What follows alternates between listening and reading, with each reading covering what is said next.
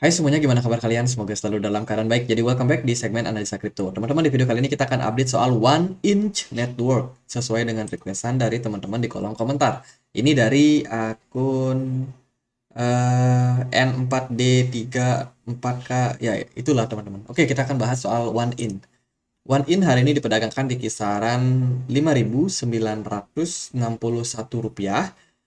Market cenderung bolak-balik aja ya, sideways aja. Jadi One In ini adalah sebuah proyek berbasiskan dengan DeFi, teman-teman. Decentralized Finance. Dia punya DEX atau Decentralized Exchange di mana teman-teman bisa melakukan perdagangan cryptocurrency seperti layaknya Binance, Crypto, Indodax ya, seperti exchange-exchange itulah. Tapi bedanya adalah Decentralized Exchange ini sifatnya desentral. Artinya dia tidak dikuasai oleh institusi tunggal, teman-teman. Tapi yang mengawasi adalah kita para pengguna atau konsensus di dalamnya, teman-teman. Jadi itu yang bertugas untuk memantau apakah ada kecurangan atau tidak. Biasanya sih decentralized exchange itu fee-nya cukup murah, tapi sayang sekali sering banget kena hack, teman-teman. Sering banget kena hack padahal dia sifatnya desentral ya. Jadi ada aja celah-celah yang ditemukan para hacker. Maka ya itu harus hati-hati, teman-teman. Ini adalah penyedia layanan decentralized exchange dan juga di dalamnya ada mungkin fitur kayak swap gitu ya. Kalau kita langsung main ke oneinch.io, di sini ada beberapa fitur yang mereka tawarkan seperti di apps, kemudian ada wallet juga. Teman-teman bisa nyimpan aset kalian di wallet dari OneInch. Ya itu sih, ada fitur One In Earn, teman-teman. Ini kayak fitur staking gitu. Jadi yang namanya DeFi itu mirip seperti perbankan. Kalau analogi sederhananya kayak perbankan, di mana di dalamnya teman-teman bisa melakukan pertukaran mata uang. Teman-teman punya rupiah nih, mau nukar, nggak ada money money changer. Teman-teman main ke bank. Kalian bisa tukar rupiah kalian sama dolar. Kalian juga bisa melakukan deposito. Nah, kalau di dunia kripto itu kurang lebih seperti perbankan ya, yang namanya DeFi, tapi dia sifatnya decentralized finance. Maka mereka gunakan tagline nih, no more gas fee for fashion mode. Jadi nggak ada gas fee-nya, nggak ada biayanya, teman-teman. Murah banget. One Inch, kalau kita lihat dari project-projectnya sih, em, nggak terlalu ada gimana-gimana sih. Mereka tetap continue aja ngelakuin project yang baru, tapi untuk terobosan-terobosan yang baru, mereka kayak lebih sering ngelakuin gathering. Ini acara mereka di Amsterdam. Jadi ya semacam itu sih proyek-proyek yang dikerjakan oleh One Inch. Ya mayoritas DeFi kebanyakan memang seperti itu, nggak terlalu banyak inovasi juga. Yang penting platform mereka cukup stabil, aman, hacking nggak masuk. Udah sebenarnya DeFi ya simpel-simpel aja. Nah ini yang perlu kita perhatikan. Jadi mereka sedang melakukan revolutionary scaling approach. Jadi scaling ya buat Ethereum, teman-teman. OneInch salah satu platform dari DeFi yang juga cukup diandalkan sebenarnya. Platformnya jarang jarang kena cek, jarang ya, jarang bukan berarti nggak pernah.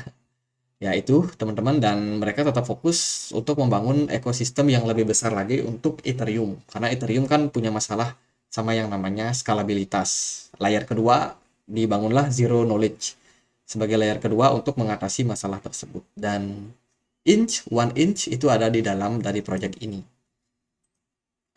Hati-hati sama skema Ponzi. Ini di-tweet sama One Inch, teman-teman. Skema Ponzi itu biasanya berkedok MLM.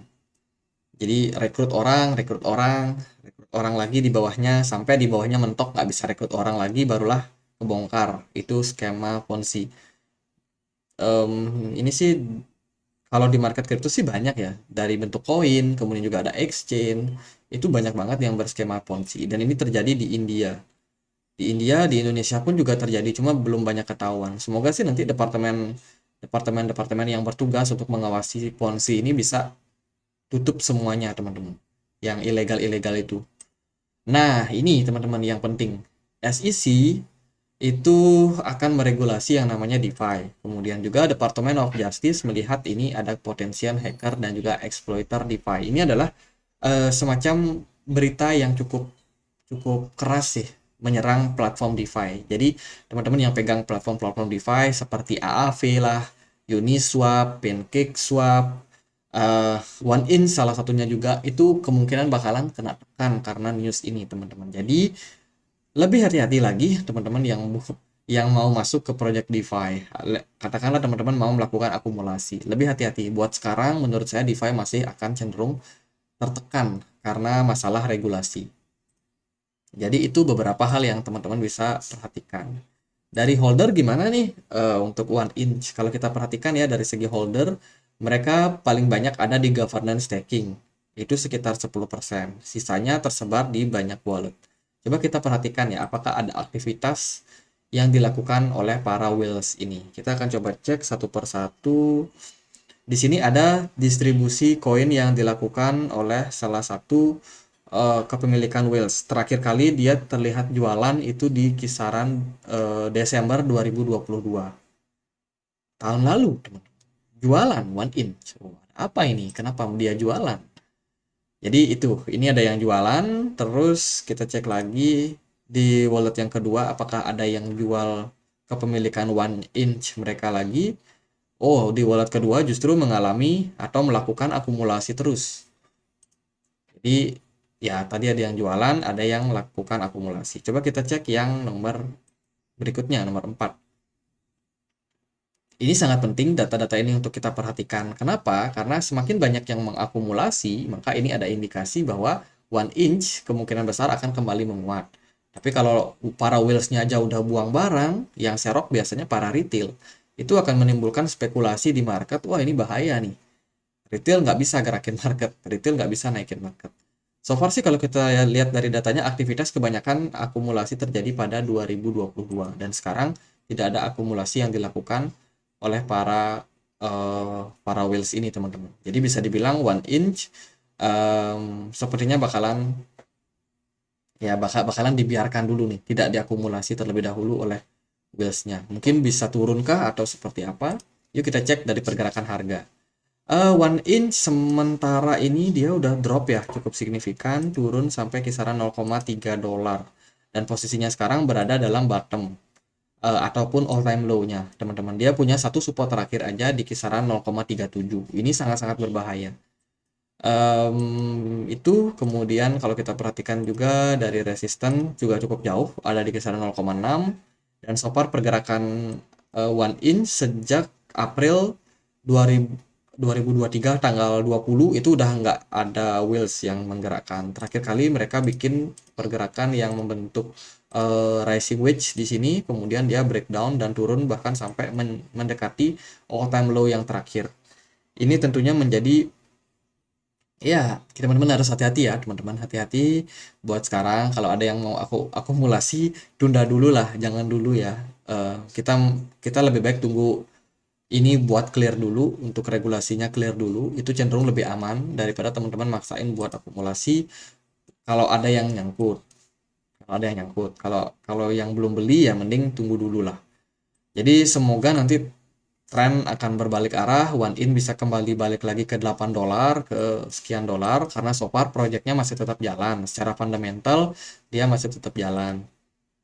Hanya saja memang secara chart dan juga secara eksternal faktor seperti masalah regulasi, ini masih cenderung digarap untuk sekarang ini. Jadi hati-hati aja kalau one in turun drop sampai 0,37 ini, kemungkinan dia masih bisa turun ya masih bisa terbuka teman-teman, karena di bawahnya udah nggak ada level support berikutnya. Gitu. Kalau kita sedikit spekulasi nih, mengandai-andaikan ya, mengandai-andaikan. Semoga sih salah ya teman-teman. Aku harapnya salah. One in ini mungkin berpotensi membentuk pola yang namanya inverse if bener ya tulisannya kayak gini. Kayaknya tulisannya salah teman-teman. If yang kayak gini. Nah, ini merupakan pola reversal, pola pembalikan arah. Teman-teman harus hati-hati kalau melihat pola seperti ini. Pertama, dia ada menukik runcing ya, tajam lancip gitu. Terus tiba-tiba naik lagi, spike naik lagi, tapi dengan kondisi yang membentuk oval atau setengah lingkaran. Jadi pola-pola ini biasanya adalah pola downtrend. Jadi kalau kita perhatikan dari dari one inch kurang lebih mirip ya. Yang pertama dia menukik tajam, kemudian yang kedua dia agak sedikit melengkung kayak gini. Ya nggak sempurna, tapi ada kemungkinan seperti itu. Sekali lagi ini spekulasi. Jangan dianggap terlalu gimana-gimana. Tapi kalau benar ini terjadi, ini bisa menjadi indikasi bearish lagi buat AAV. Targetnya bisa kemana? Targetnya bisa turun lebih dalam lagi, kisaran 0,2 dolar, teman-teman. Ya, itu teman-teman, semoga videonya bisa bermanfaat ya. Kalau ada pertanyaan lain, ada pertanyaan buat dibahas, bisa langsung tulis di kolom komentar. Sekian aja, akhir kata saya Andri. Makasih.